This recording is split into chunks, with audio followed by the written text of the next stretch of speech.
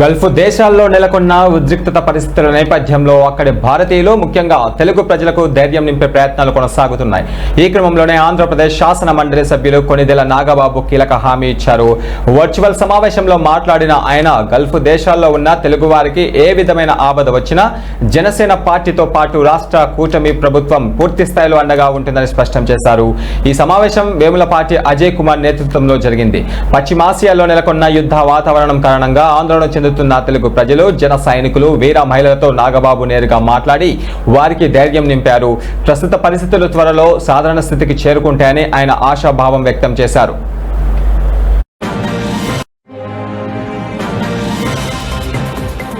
నాకు కూడా out of అంటే మన దేశం కాని దేశంలో ఉన్నారు మీరందరూ, అందులో గల్ఫ్ లో ఉన్న వాళ్ళు ఉన్నారు.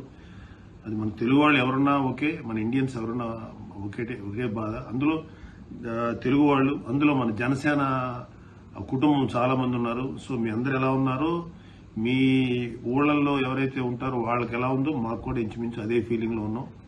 But I'm very happy and relieved అండి. మీరందరూ కూడా సేఫ్ జోన్ లో ఉన్నారు.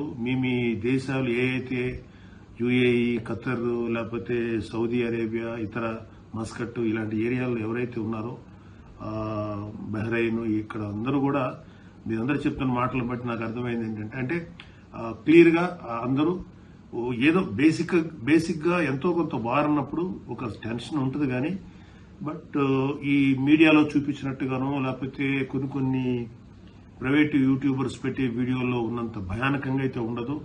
సో ఇప్పుడు నేను మెయిన్ గా ఏమని మీ ద్వారా ఎవరైతే ఇప్పుడు మీతో మాట్లాడుతున్నానో, మీ తరఫున మీ చుట్టాలు ఎవరైతే ఉన్నారో, మీ తల్లిదండ్రులు, లేకపోతే మీ అన్నదమ్ములు, లేకపోతే మీ ఆత్మీయులు ఎవరైతే ఉన్నారో ఆంధ్రప్రదేశ్ లో, మీ తరఫున నేను వాళ్ళకందరూ చెప్తున్నాను, మీరు ఎవరు ఏమి టెన్షన్ పడకండి.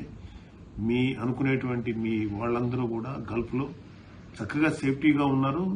మన జనసేనకు సంబంధించిన వాళ్ళు కానీ, తెలుగు వాళ్ళు కానీ అందరూ బాగున్నారు.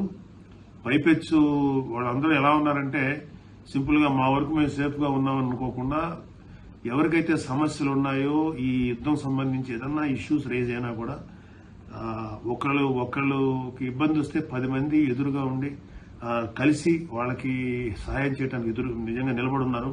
ఆ విషయంలో నేను గల్ఫ్ జనసేన వీర మహిళలందరినీ కూడా హృదయపూర్వకంగా అభినందిస్తున్నాను. ముఖ్యంగా ఆంధ్రప్రదేశ్ లో ఎవరైతే ఉంటున్నారో, మీ చుట్టాలు అయినటువంటి వాళ్ళు ఎవరైనా గల్ఫ్ లో ఉన్నారో, మీ వాళ్ళు అనుకున్న వాళ్ళందరూ సేఫ్టీగా ఉన్నారండి. కాకపోతే ఏంటంటే ఈ యూట్యూబ్ లో కానీ లేకపోతే కొన్ని ఛానల్స్ లో కంటెంట్ ని హైలైట్ చేయడానికో లేకపోతే కొంచెం ఎక్కువ దాన్ని వాట్ ఎవర్ వాళ్ళ